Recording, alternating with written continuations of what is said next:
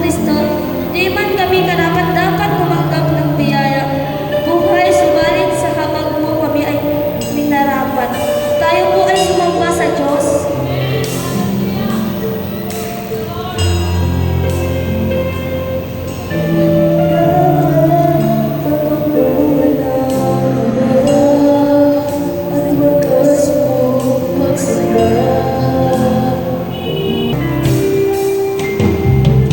Habang hindi ka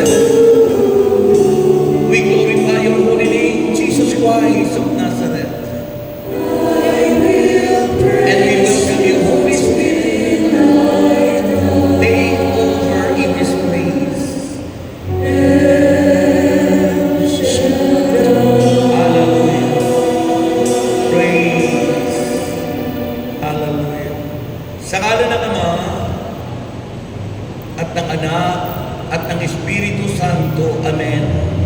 Diyos na makapangyarihan sa lahat, pinupuri ka namin at ninunuwalhati, pinasasalamatan.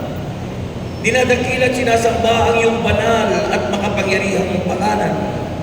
Nagpapasalamat kami, O Diyos, sa biyaya ng kaligtasan at sa patuloy mong pagkilos at paggawa ng mga bagay na kahanga-hanga sa aming buhay. Diyos, dalangin namin sa hapong ito'y kumilos ka po ng may kalakasan. Lahat po na nandito'y pagpalain. Ang mga may sakit ay pagalingin sa pangalan ni Jesus. Ang lahat ng mga nadirinlan ay maliwanagan.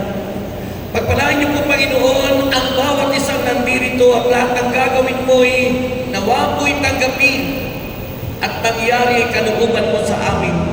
Gamitin po ang iyong lingkod mightily, boldly, and powerfully kasama ang iyong mga awit. Tinakin po namin ang iyong glory at kalwalatian ay punuin ang dakong ito. Sa pangalan ni Jesus, sa pangalan ng Ama, at ng Anak, at ng Espiritu Santo, ating purihin ang Panginoon.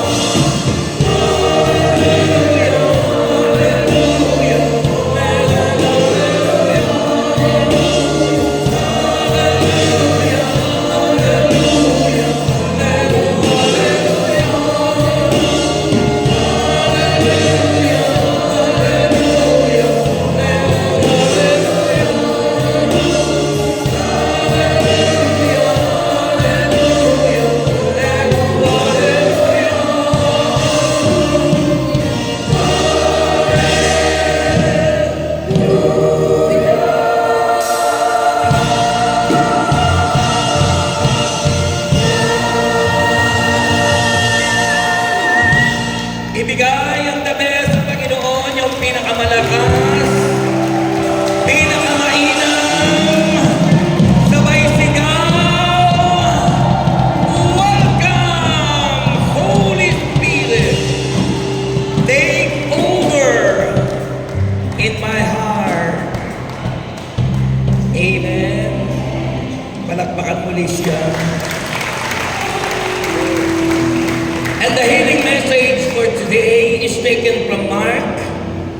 chapter 6, verses 7 to 13. Mabuting balita ng Panginoon ay kay San Marcos, Kabanata 7 hanggang 13. Ganito po ang wika ng kanyang salita. Tinawag niya ang 12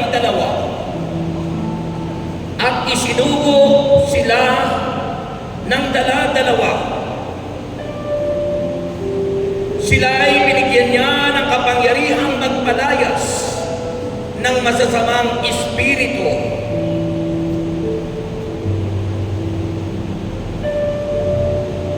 At pinagbilinan, sa inyong paglalakbay, huwag kayong magdadala ng anuman maliban sa tungkod. Huwag kayong magdala ng pagkain, sabi na ng balutan, ang pinakatungkod unang na pera. dadalhin mo, Biblia lang. Salita. Magsuot kayo ng sandalyas, Okay. Ang tungkod sa ngunit huwag kayong magdala katirong na ulo. ng bihisan. Salita ng isang pangkawin natin. Sinabi rin niya sa kanila, kapag kayo ay pinatuloy sa isang bahay, manatili kayo roon hanggang sa inyong pag-alis sa bayang iyon. Kung ayaw kayong tanggapin o pakinggan sa isang bayan, umalis kayo roon at ipagpag ninyo ang alikabok sa inyong mga paa bilang babala sa mga taga roon. Humayo nga ang 12 at nangaral na ang mga tao ay dapat magsisi at tumalikod sa kanilang mga kasalanan. Pinalayas nila ang mga demonyo mula sa mga sinasapian ng mga ito. Pinahira nila ng langis ang maraming may sakit at pinagaling ang mga ito. Mga kapatid, ang mabuting balita ng ating kaligtasan. Itaas ang mga prayer requests and let us welcome the presence of the Holy Spirit. Mataas na mataas ang mga kamay na yan. Itiglan na natin lahat. Amen. We are in your presence.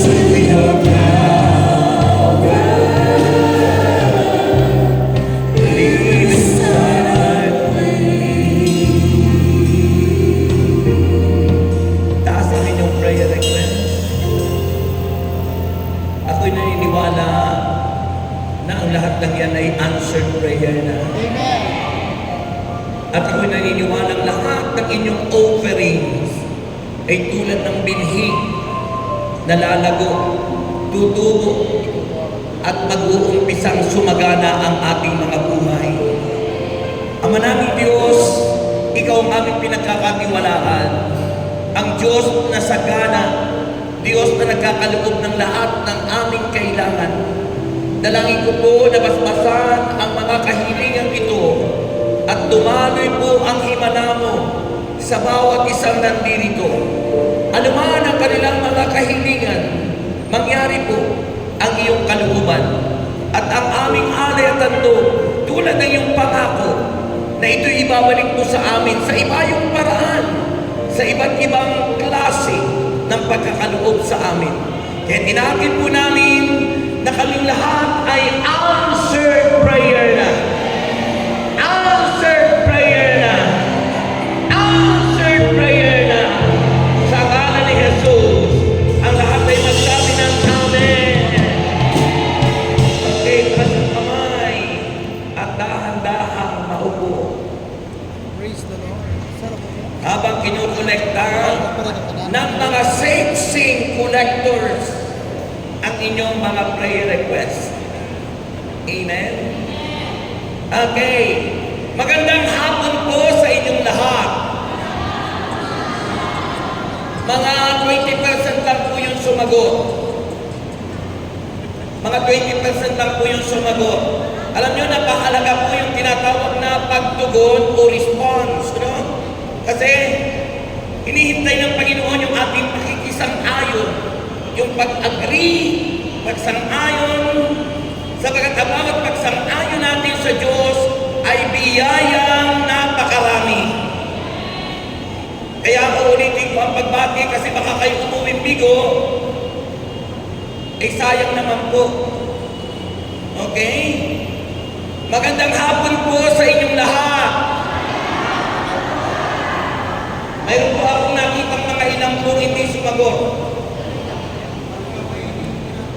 Nakita ko po hindi sumagot yung iba. Kaya uulitin ko po muli yung aking pagbati para kayong lahat ay uuwing siksik, liglig at umaapaw ang biyaya. Okay? Handa na kayo? Magandang hapon po sa inyong lahat. Dahil answered prayer na kayong lahat, dahil sumagot kayong lahat, answered prayer na kayong lahat. Amen?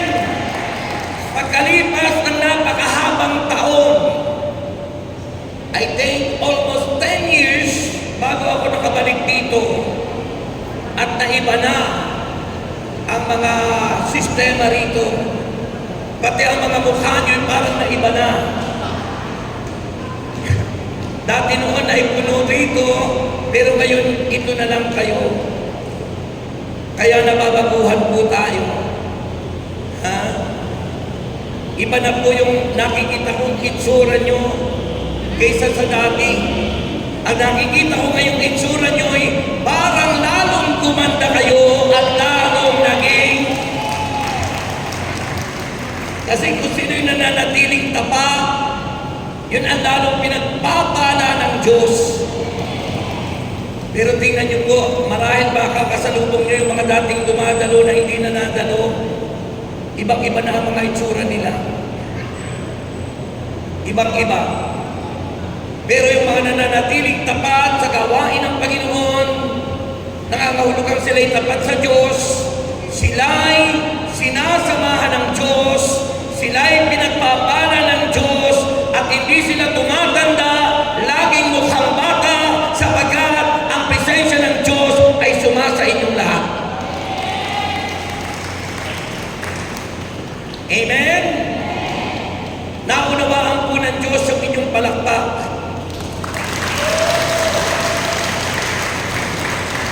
Sabi ko po, nauunawaan ng Diyos yung palakpak nyo at pagsigaw nyo kasi halatang talagang kayo mga senior na.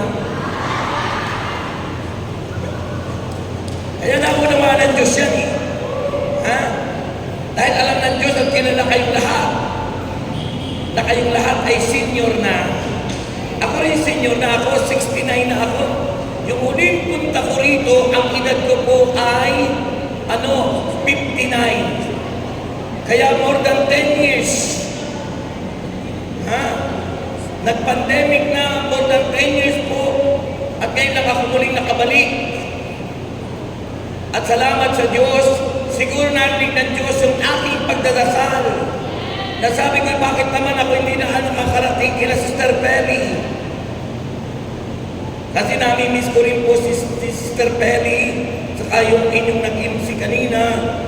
Isang Sabado noon, nakita ko siya. Umaaten. Sister, ano yan yung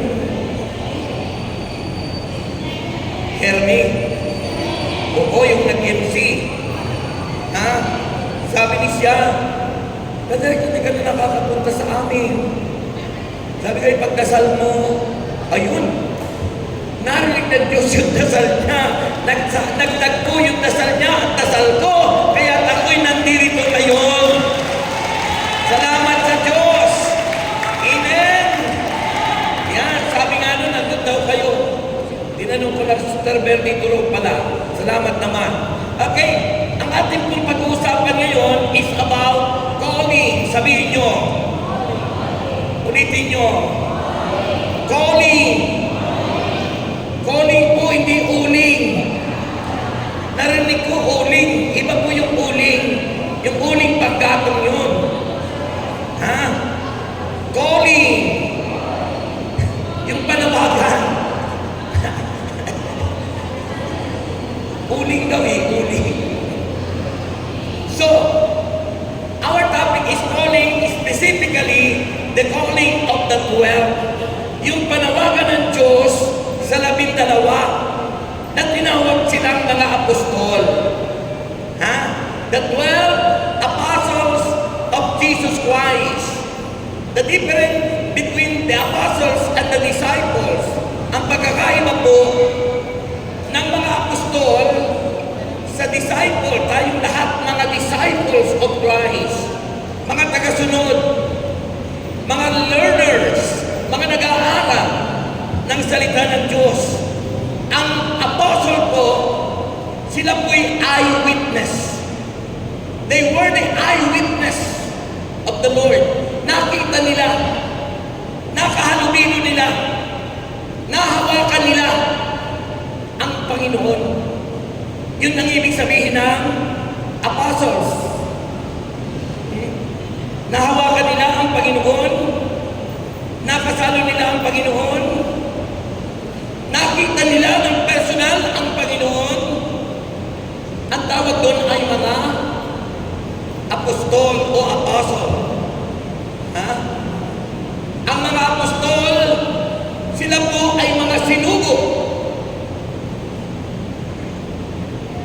They were sent by the Lord. At dahil sa sila'y sinugo, sila po ay laging sinasamahan ng Diyos. Laging tandaan po natin yun. Kaya, yung calling po, yung panawagan, ang panawagan po ay para sa lahat. May kausap po ba ako? Wala kasing na-amen eh. May panawagan po. Okay. Pag sinabi pong calling, tinatawag po tayong lahat ng Panginoon.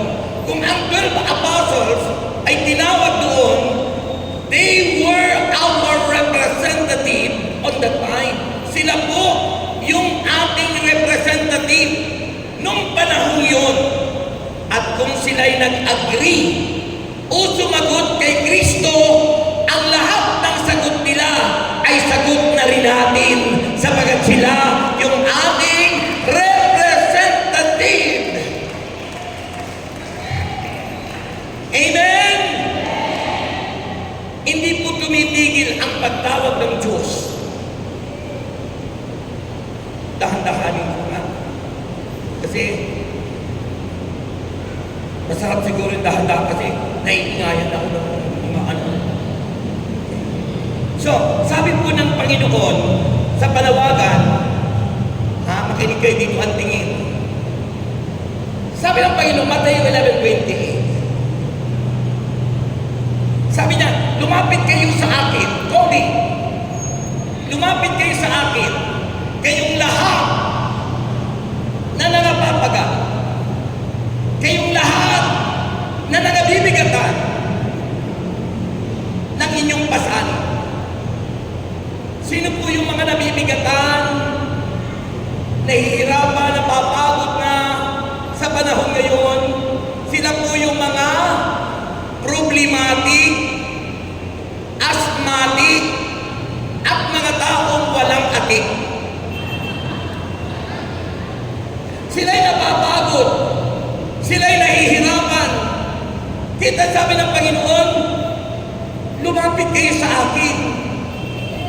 Kayong lahat na nagapapagal, kayong lahat na nagkukwentuhan, kayong lahat na naghihikab at inaantok, at kayo'y aking pagpapahingahin. Wala akong kausap. Wala akong narinig na ingin eh. At ang sabi ng Mateo 11:29, makinig po kayo, ha?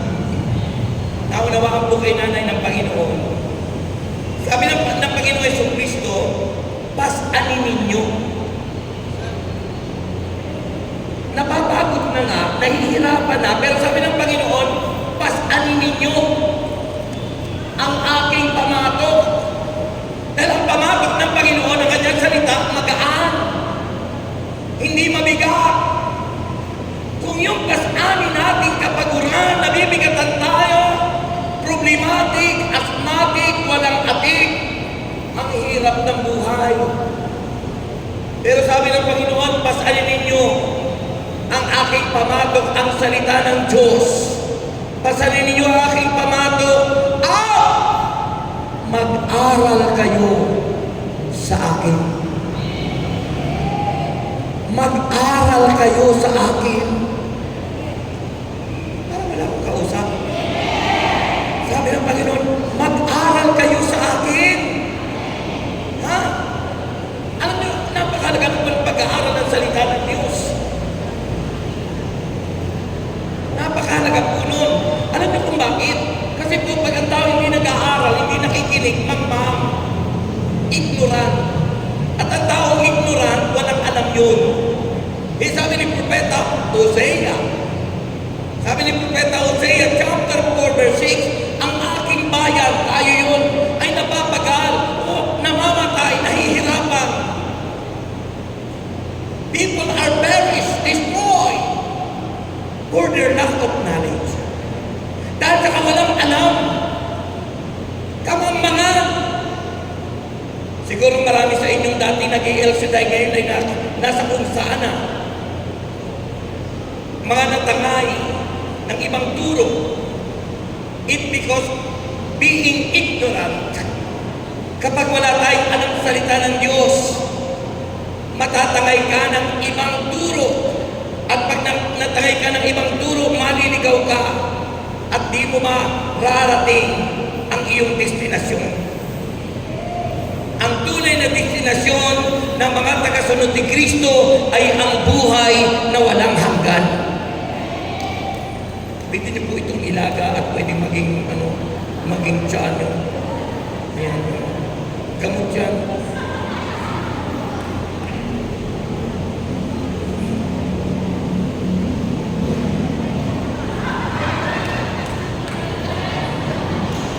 Okay, so makinig na kayo. So, yun po ang kalagahan. Ha? Kaya, tinatawag tayo ng Diyos. Ang tao hindi tumutugon sa panawagan ng Diyos ay nagiging ignorant o nagiging mangmang o walang alam. At ang taong walang alam ay naliligaw. Ang taong walang alam ay napapahamak. Pero ang taong sumunod sa kalooban ng Diyos ay nararating niya ang pinangako ng Diyos. Ang buhay na hahantong sa langit. Ang hina.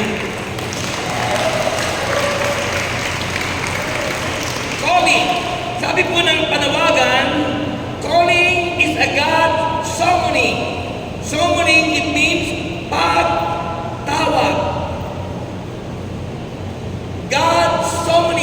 sabihin calling, pagtawag, summoning of individuals. Ibig sabihin ng individuals, yung bawat isa sa atin, at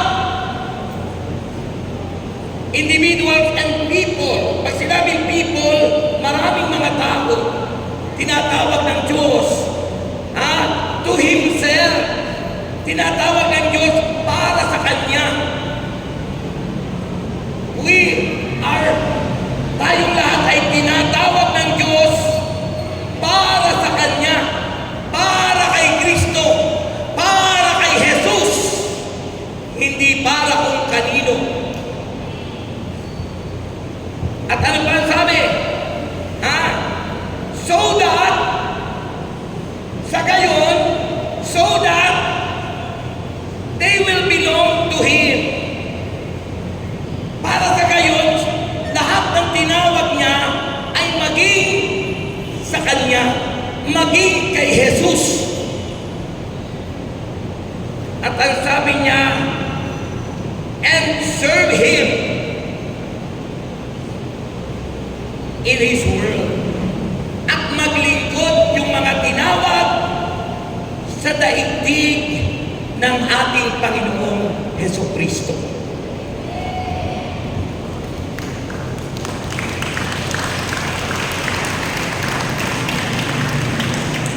Ayun po ang ibig sabihin ng panawagan o calling.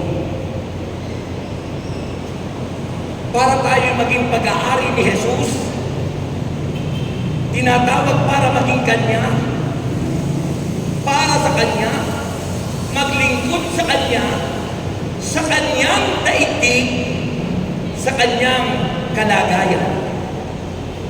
Iyon ang panawagan. Hindi ka tinatawag para ihiwalay ka sa simbahang itinatag niya. Hindi ka tinatawag para ikay maghihiwalay at magtayo ng sariling simbahan. Tinatawag ka para maglingkod ka sa Kanya. Pagserbihan mo siya ng buong puso, buong lakas, at buong kaluluwa.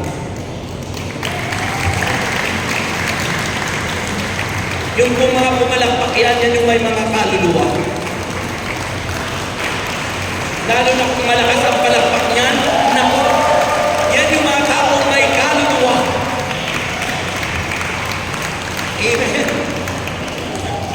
Ano pa ang sabi ng Bible? Makinig kayo. Okay.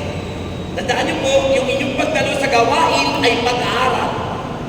Kung kayo tumalo at hindi kayo nakikinig, hindi kayo nag-aaral. You are wasting your time. Nagsasayang ka ng oras mo.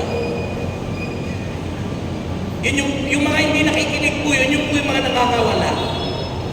Kasi hindi lumalagot, hindi lumalalim. Pero tulad yung nandito, mula pa nang dumaan ang pandemic, nandito kayo, yan yung pinatatag ni Kristo dahil sila ay nag-aaral ng salita ng Diyos.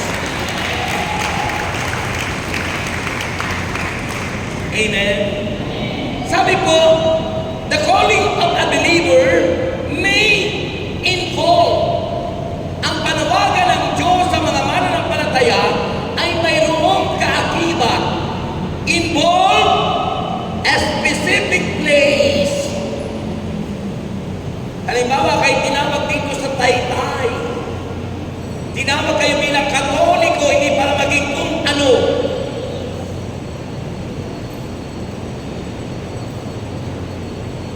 Specific. Yung iba tinawag sa Katoliko ay lumilipat kung saan-saan. Kaya nagkakagulo ang buhay. Nagiging, anong tawag doon? Yung confused. Makukonfuse ka. Siyempre, iba yung aral. Pero sa atin, ano ang sabi ng Panginoon? John chapter 8, verse 31 to 32. Dinadahan-dahan ko po kasi naunawaan ng Panginoon na tayong lahat ay mga senior citizen. So sabi ng Panginoon, kung patuloy kayong susunod sa aking aral, Juan 8:31-32, kung patuloy aniya kayong susunod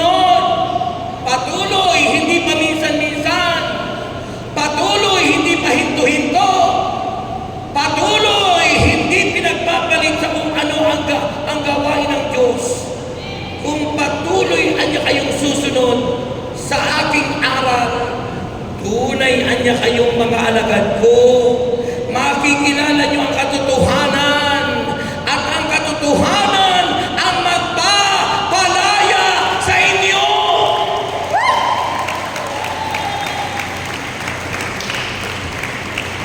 Ay ano ba direksyon palalayain sa akin? Kung ano yung umaalipin sa inyo, kung naalipin kayo ng rayuma, nalaya kayo sa rayuma. Kung naalipin kayo sa mga alalahanin sa buhay, palalayain kayo nun. Kung naalipin kayo ng anumang uri ng sakit at karamdaman, baka kaya hindi umaalis yung sakit nyo kasi inaangkin nyo yung hindi sa inyo. Yung sakit natin sa kay Satanas yan, hindi sa atin. So, huwag nyong ariin inyo ang hindi sa inyo. Lahat ng sakit hindi sa akin yan. Kaya baka hindi umaalis. Pero sabi ng Panginoon, kung patuloy tayo susunod sa kanyang aral, tunay na tayo mga alagad niya, makikilala natin katotohanan. Katotohanan ang salita ng Diyos, si Kristo, magpapalaya sa atin sa lahat ng sakit, karamdaman, kahirapan, problema, at lahat, kabaklaan at katumbuyan, kalikuan. Palalayain ka ng Panginoon.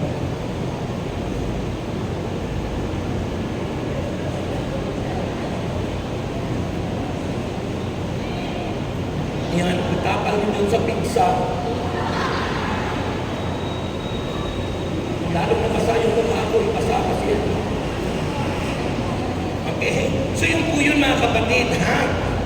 Tandaan niyo po, mahalaga kung gaano ka-powerful ang Word of God. Tandaan niyo po, ang mga namumutawing salita sa aking bibig, hindi sa akin yun. Ako'y instrumento lang ng Diyos. Ha?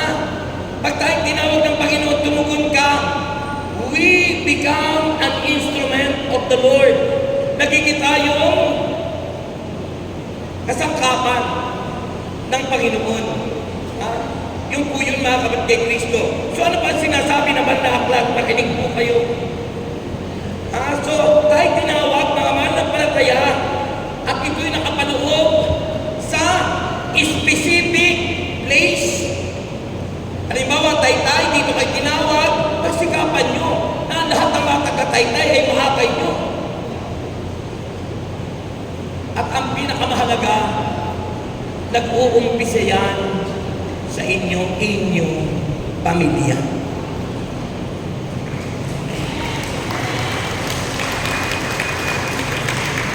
Marami pong naglilingkod na akay ang iba, pamilya niya ay hindi naaakay.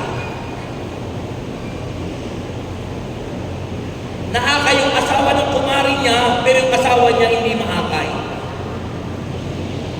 Naakay yung anak ng kapitbahay, yung anak niya hindi naaakay. Kasi kailangan makita muna sa atin ang pagbabago bago natin akayin ang iba. Sarili natin magbago, maaakay natin ang buong pamilya natin. Amen? Amaya na po na, ha? Ang panawagan ng 12, pakinggan niyo po. Si Kristo po'y tumawag ng 12 na tinawag ang apostol. At sila po'y mga pinili. Lahat kasi tinatawag, many are called, few are chosen. Lahat ay tinatawag, pero mayroong mga hinihila, pinipili ang Diyos.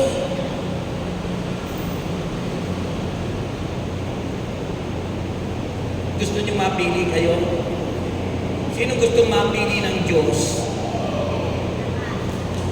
Lahat gusto nating mapili, di ba? Wala namang umaayaw na mapili. Nasa sa atin yun.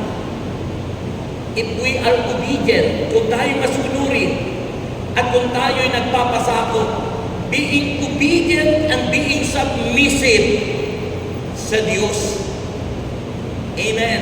So sabi ng Bible, Jesus Christ chosen companions. Pag sinabing companion, kasama niya. Yung magiging kasama niya. So Jesus chosen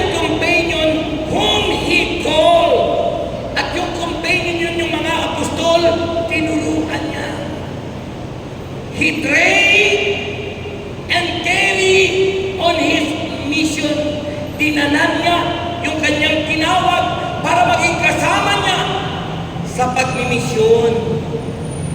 Sabihin niyo mission. Laksan niyo. Hindi komisyon. May mga tinawag ng Diyos, iba-ibang panawagan. May tinawag na choir, mga awit.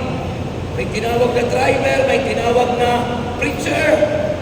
Eh minsan pag may tinawag na ganun pagdating sa gawain, kapag walang blessing, ayaw nang maglingkod.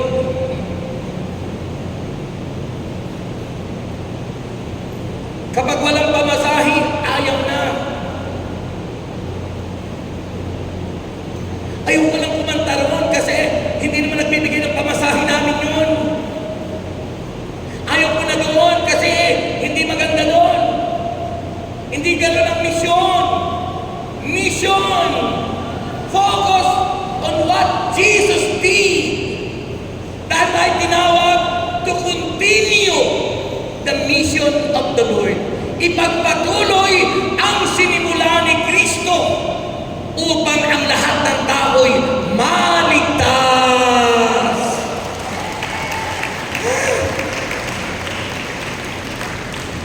Hindi tayo tinawag ng Diyos para maging hanap buhay ito. Hindi tayo tinawag ng Diyos para maging sikat. Hindi tayo tinawag ng Diyos para itaas ang sarili. Kundi tinawag tayo ng Panginoon para ipagpatuloy ang inumpisahan ni Kristo at maligtas ang lahat ng tao. Grabe po yung palakpakan mo sa Diyos. At pagkatapos na sila ituruan at isinama ng Panginoon sa kanyang misyon, matapos na siya'y mamatay at muling mabuhay, at bago siya umakyat sa langit, Matthew chapter 28, verses 19 to 20. Ano sabi ng Panginoon doon? Ang sabi ng Panginoon,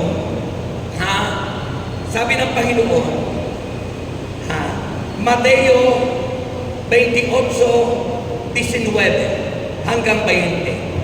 Humayo kayo, sabi ng Panginoon, go and make disciples of all nations. Humayo kayo niya at gawin niyong alagad ko ang lahat ng bansa.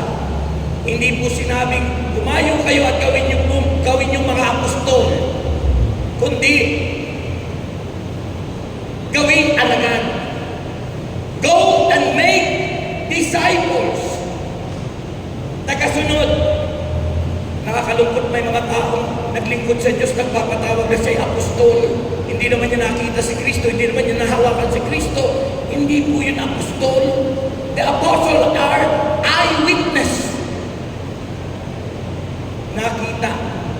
Kaya sa panahon ngayon, anong dapat tawaging apostol? Lahat tayo'y disciple. Lahat tayo'y learners, nag-aaral. At lahat tayo'y mga tagasunod ng ating Panginoong Jesus.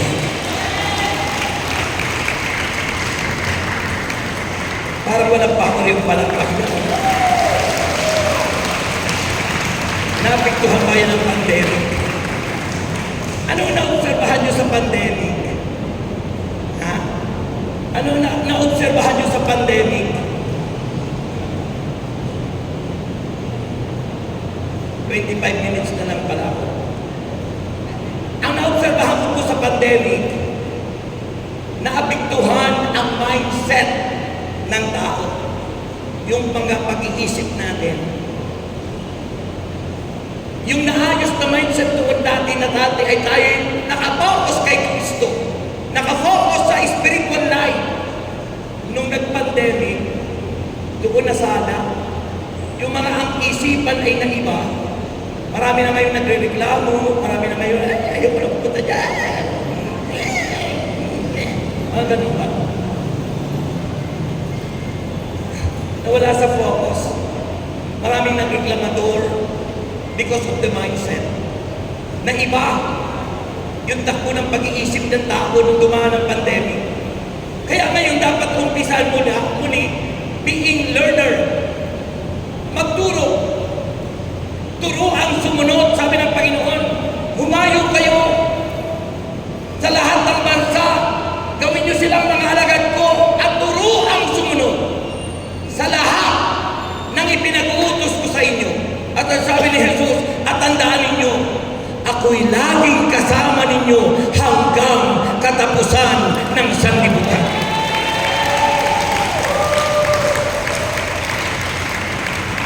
Ay nung pandemic, akala ng mga tao hindi na nila kasama sa Jesus.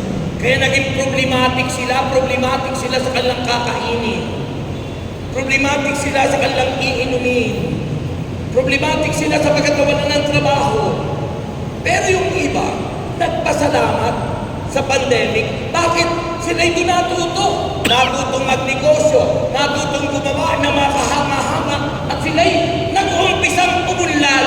Nung walang pandemic, wala silang negosyo. Nung nag-pandemic, abay maraming umangat ang buhay sapagkat natuto na gawin ang dapat gawin sa ikauunlad ng kanilang buhay. Everything happened to us. God has a great purpose.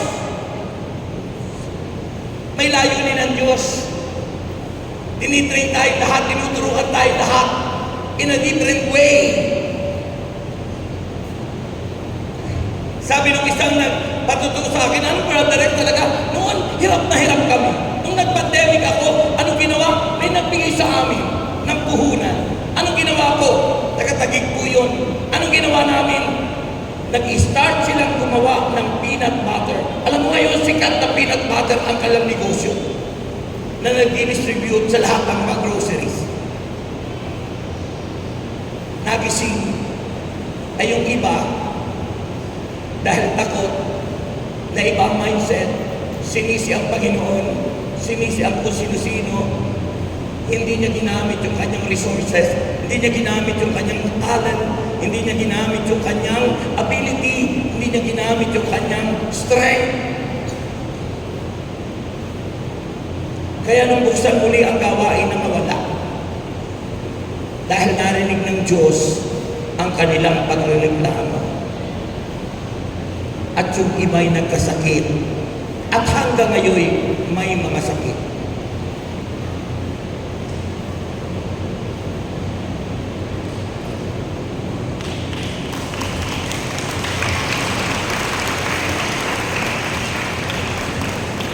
Matapos tawagin ng Panginoon at turuan, ano ang ginawa ni Kristo?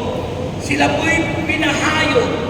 Sabi rito ng banal na kasulatan, verse 7, tinawag niya ang 12, isinugo sila ng 12. Ano po ang importance? What are the importance of being 2 by 2 ng 12? Sabi po ng Biblia, the importance of 2 by 2, alam niyo may idiomatic expression, di ba? Na sinasabing, no man is an island. Walang tao po pwedeng mag-isa. Kailangan mo ng kasama. Yung tiyo ko hindi nag-asawa, tumandang binata, namatay, walang nagpalibing sa kanya. Pinagtulong-tulungan na lang namin.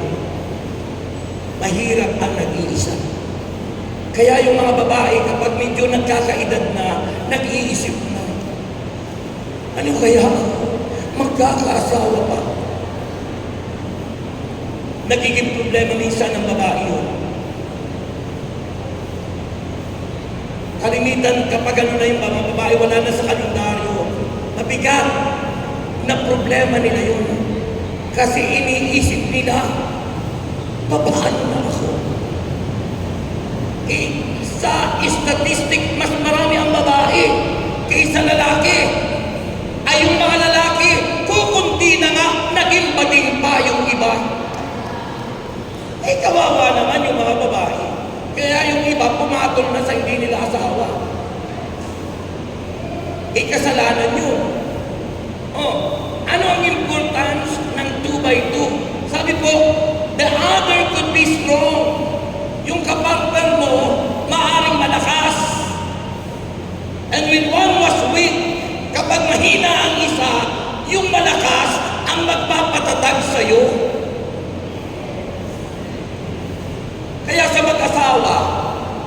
dalawa kayo, kapag mahina yung asawa mo, ikaw ang magbigay ng encouragement sa asawa mo.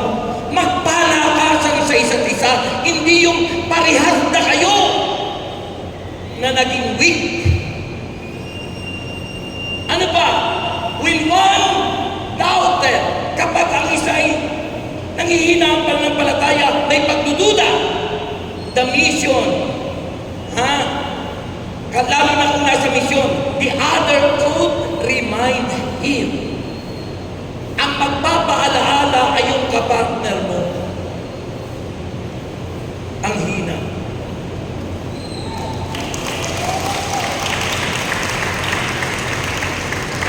Ngayon sa mag-asawa, instead na magpalakasan, nag-aaway sila ng mag-asawa. Ngayon nag-aalala yung dalaga kasi inaway niya yung boyfriend niya. Nagsisisi tuloy kasi bakit ko inaway ko pa? Wala na tuloy manligaw sa akin. Sabi ng mga sister. Diba? Kung sa palagay mo ay nasa last trip ka na at may nanligaw sa iyo, huwag mo nang awayin. Baka wala nang sumunod. O diba? Encourage them. Turuan mo. Kung may kapintasan ka sa kanya, turuan mo. Sabi ko sa anak kong dalaga, gagraduate this coming July. Sabi ko, anak, kung ikaw ay magbo-boyfriend, anong pipiliin mo? Guwapo, pero pangit ang ugali. O, pangit, pero ang ganda ng ugali. Ano ang pipiliin niyo? Sino ang gusto yung pangit, pero maganda ang ugali?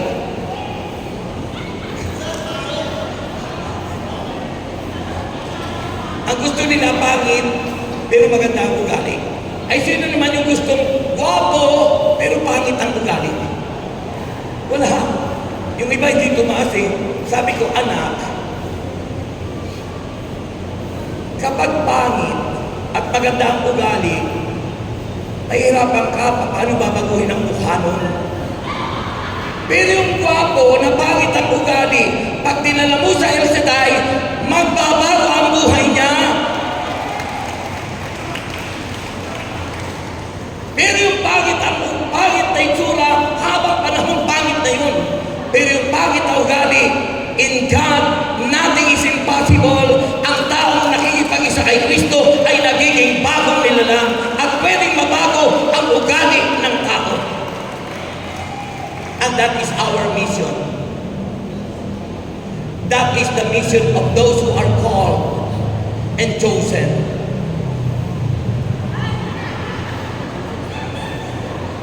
Amen? So yung po kalagahan sa aklat ng Ecclesiastes, mga naran, sabi po roon, higit na mahalaga yung lubid na dalawa ang hibla. Mas matibay yung sabi ng Ecclesiastes, mga ngaral, chapter 4, verse 9 to 10, mas matibay yung lubid na may tatlong pinipit. Yung tatlong lubid na ganyang pinag-ano-ano, kaysa sa isang lubid na walang kasangkaan-ano.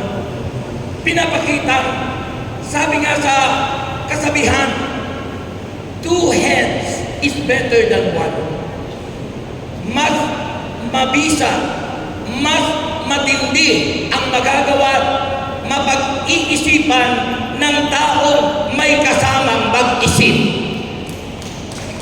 Kaysa ikaw lang na mag-isa ang nag-iisip. Amen? Kaya mahalaga po, sinugo dala-dalawa. Number 2, sabi po ron, and Jesus gave them authority over evil spirit.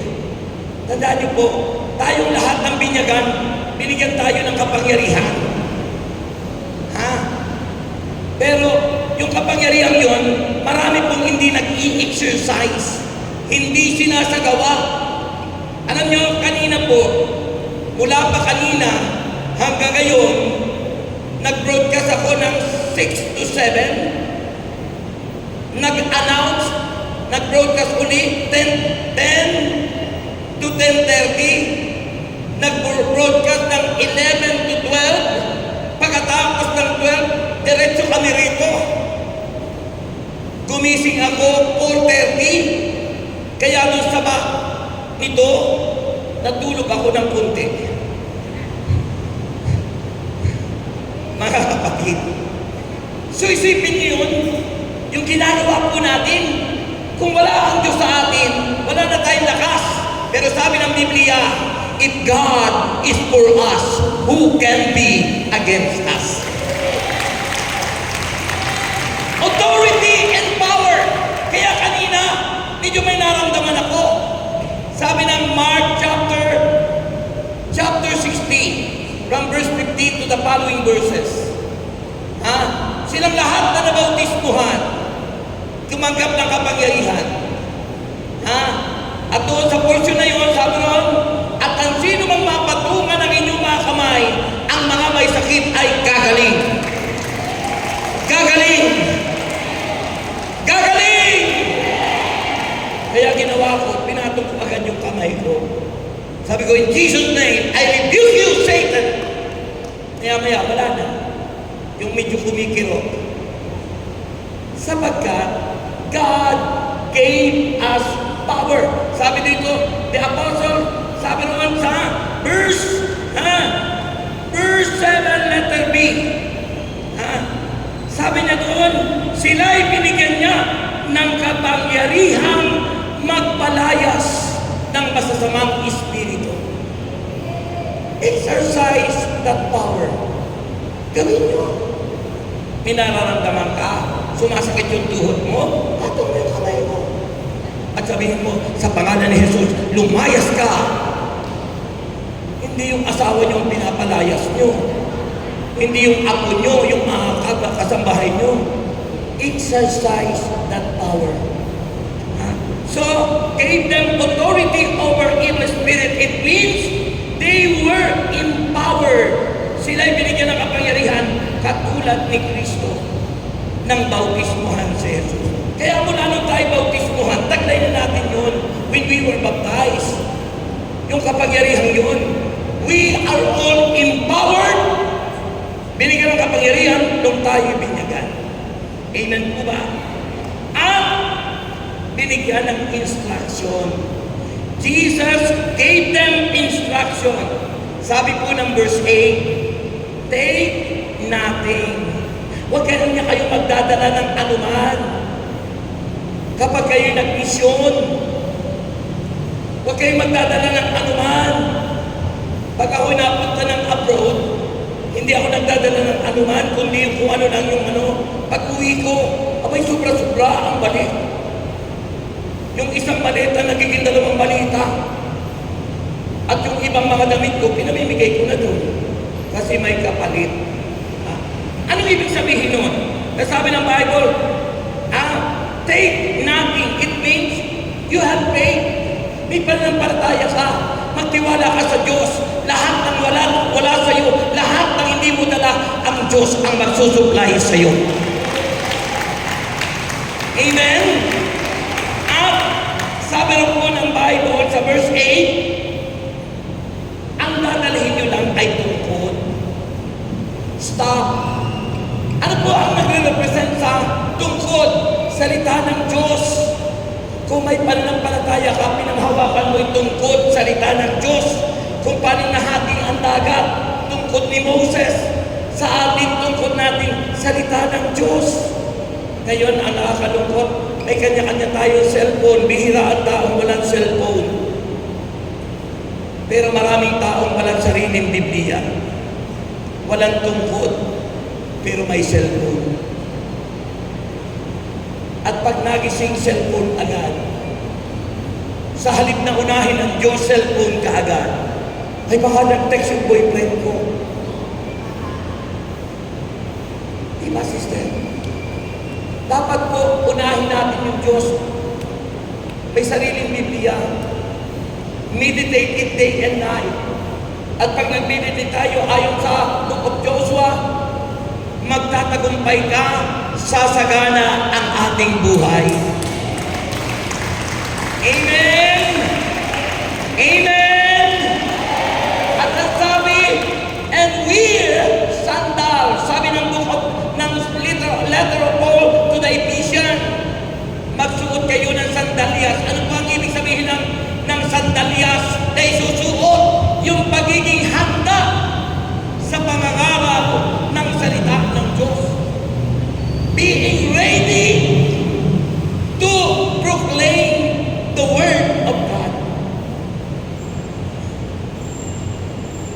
pagiging handa. At dahil sila ay naging obedient at submissive sa instruction ni Jesus, ano ang nangyari sa kanila? The result of being obedient, sabi po ng verse 12, pakinggan nyo ito, pinalayas nila ang mga demonyo mula sa mga sinasabihan ng mga tao. Sinasabihan ito, pinahiran nila ng langis at maraming may sakit at pinagaling ang mga ito. Purihin ang Diyos. Parang yung palakpak nyo yung walang galing. Amen. The result is powerful preaching. People were repented.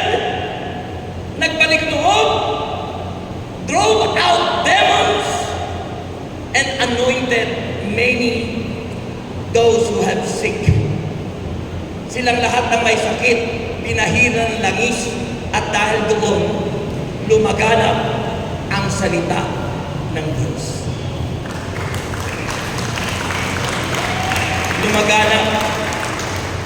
Ako bago tinawag, may sakit ako sa puso, enlargement of the heart. May rheumatic heart disease. May ispat sa baga. May ulcer. May hepatitis. May sakit sa espiritual. Mahilig sa board show. Mahilig manood ng X-rated. Mahilig magkolekta ng mga bold magazine at mga VHS. Pero nang tumugon sa panawagan ng Diyos, yun ang sinasabi ng Panginoon, palalayain niya ang lahat ng mga kinakaligid. Pinalaya ako, pinagaling ako, lahat ng ginawa ng demonyo na pagtagumpayan. Yung dating palito ang tawag sa akin, payat na payat. Ngayon, sabi nila, may kamukha na raw ako. Sabi ko, sino naman yung kamukha ko? Sabi niya, kahawig na kahawig ka ni Alden. Parang ako ang hindi nakapaniwala. Sabi niya, Brother Rex, ano na ang edad mo ngayon? Sabi ko po, 1955 sa December, 69 na ako. Pero Brother Rex, bakit parang hindi ka mukhang 69? Parang mukha kang 39. Sapagkat hindi ko iniisip na ako'y tumatanda. Pag ang pamilya ko magkakasama, lagi kami masaya. Kasi joker ako, nagpapatawa ako. Kaya sabi ng kaibigan ko sa Baclaran, pag kami iniimbitahan, lumabas kumain, sabi niya, pag hindi ako kasama, sabi niya, Sister Luisa, isama mo naman si Brother Rex, ang lungkot natin pag wala siya. Masaya ang buhay. Masaya kapag kasama natin si Yahweh El Shaddai. Tayo na kayong lahat. Tayo na kayong lahat. Lahat ng nais gumaling. Itaas ang kamay. And let us declare what that song that need to hear this afternoon. Awitin po natin ang awiting binigay sa inyo.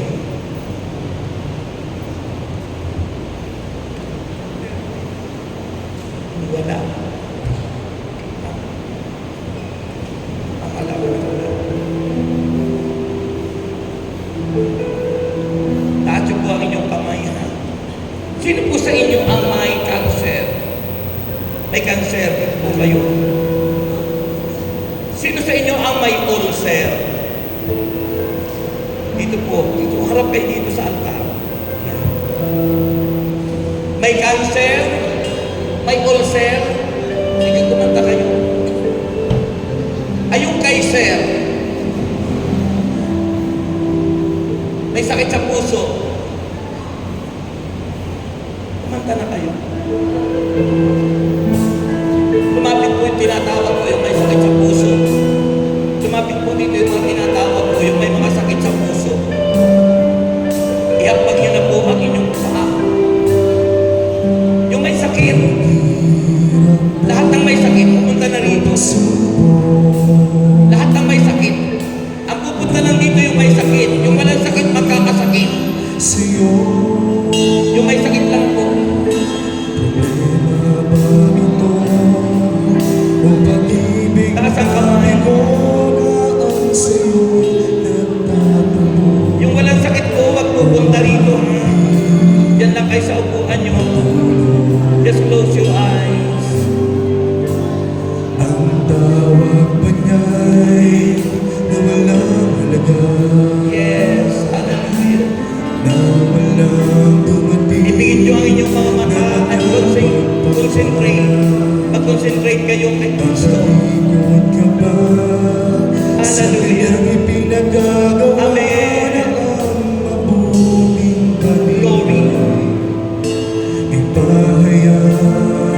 ipahayag sa kanila. Amen. Ikaw ay hindi na Ikaw ay hindi ng kapatid.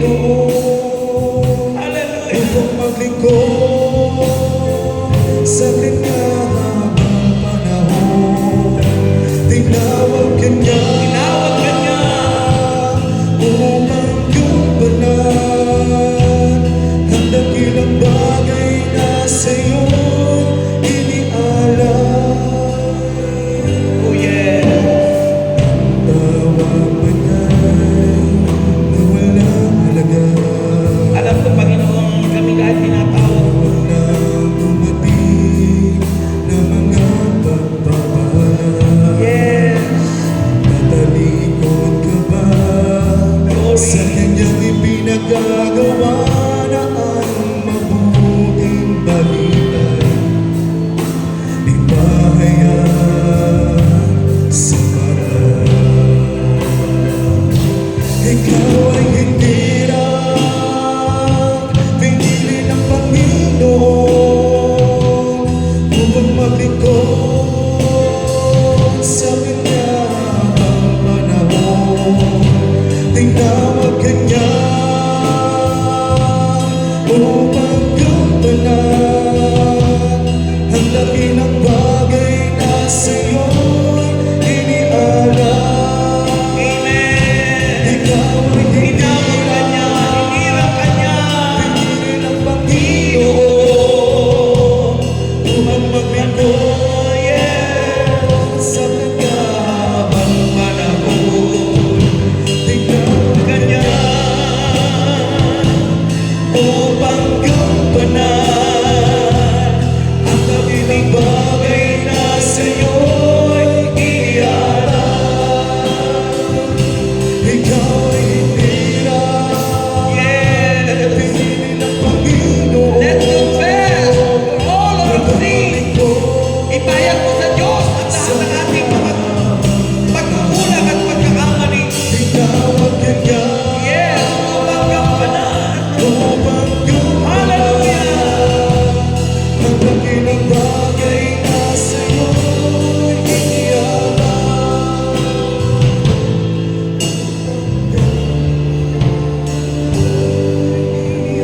Ama naming Diyos, paspasan niyo po sila at dumaloy nawa po ang iyong himanan, pagpapala at kagalingan sa lahat ng aking mga kapatid na may sakit, may karamdaman. Alam ko, Panginoon, ikaw ang Diyos na nagpapagaling. And we want to declare your goodness, Lord, na ikay Diyos na dakila, mabuti, nagpapagaling sa lahat ng uri ng karamdaman. Ideklara po natin ang kanyang kagandahan po, the goodness of the Lord. Taas nyo ng mataas ang inyong kamay at ihanda ang sarili sa pagalingang inyong tatanggapin. Siya rabayya rarahandarasi.